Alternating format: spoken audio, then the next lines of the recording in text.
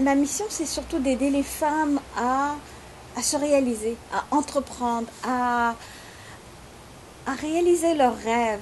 Et aussi, ça m'a fait prendre conscience aussi d'une autre chose, c'est que je me suis rendu compte que c'est pas toutes les femmes qui ont eu la chance d'avoir, comment dire, le courage de se lancer, le courage de faire des études qui ne sont pas nécessairement féminines, le courage de se dire, ben, moi aussi j'ai le droit de faire ce que j'ai envie et de pouvoir s'accomplir là-dedans. C'est pas facile d'être une femme, c'est pas facile. On est la mère, on est l'épouse, on est tout en même temps. Et finalement, on s'épuise toute notre vie à être tout pour tout le monde et très peu pour nous-mêmes. En mettant sur pied le blog pour les femmes entrepreneurs, entrepreneuses.org, j'ai voulu réaliser cette mission-là, donc d'aider les femmes à avoir le courage et aller chercher ce qu'elles ont besoin pour entreprendre, pour essayer, pour faire les choses que finalement elles ont à cœur et aussi pour sortir de la pauvreté.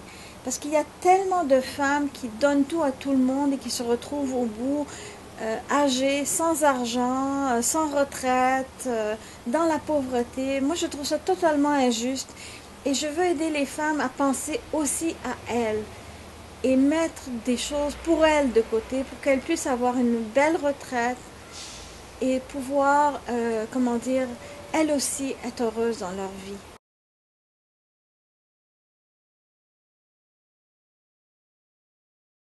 Quand on travaille avec des hommes, on voit les choses différemment, dans le sens où les hommes prennent les choses beaucoup moins personnellement.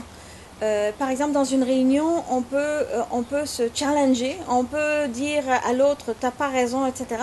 Puis à la fin de la réunion, on peut aller prendre un café ensemble, ce n'est pas un problème. Dans le monde des femmes, et c'est quelque chose que les femmes, on doit changer, on doit améliorer si on veut être capable de fonctionner dans le monde des hommes, parce que, soyons honnêtes, le monde des affaires, le monde du business, c'est un monde d'hommes.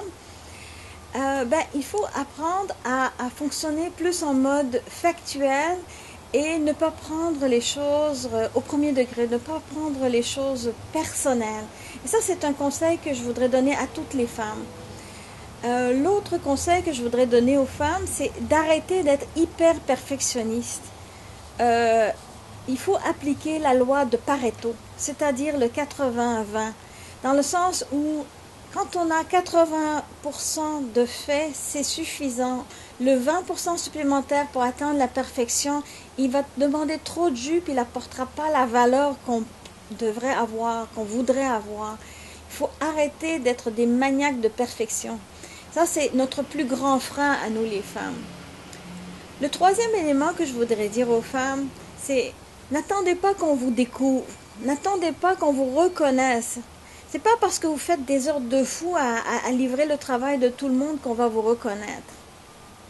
Il faut faire votre travail, mais il faut en même temps prendre le temps de réseauter, de vous faire connaître et de faire connaître vos capacités humaines et aussi de faire d'une certaine façon, discrète mais directe, votre marketing. Si vous ne dites pas et si vous ne montrez pas ce que vous faites, les gens ne le sauront pas. Vous devez faire votre propre vente. Et les femmes, on a énormément de misère là-dedans, la plupart des femmes. C'est vraiment là, c'est la chose la plus terrible pour une femme de parler d'elle-même. Elle se sent vaniteuse, elle se sent... enfin, tous les termes. C'est vraiment très difficile. Alors, surtout en affaires, ou surtout si une femme veut monter dans une entreprise, il faut apprendre à se vendre. Il faut apprendre à parler de ses réalisations. Il faut avoir confiance en soi.